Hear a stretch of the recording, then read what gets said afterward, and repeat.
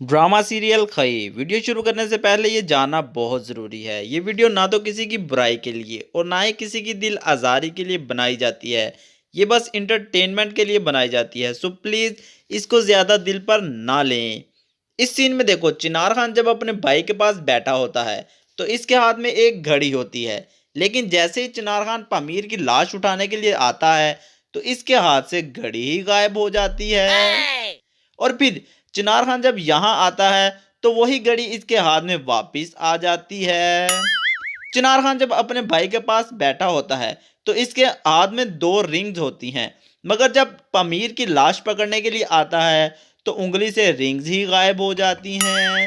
और जब चिनार खान वापिस अपने भाई के पास आता है तो वही रिंग्स वापिस इसके हाथ में आ जाती हैं। जब सब पठान जा रहे होते हैं तो बाकी सबका तो ठीक है, लेकिन ये बंदा किसकी तरफ गन करके खड़ा होता है। तो गाइज, आप लोगों को वीडियो कैसी लगी हो, एक लाइक करके एक कमेंट करके लाजमी बताइएगा।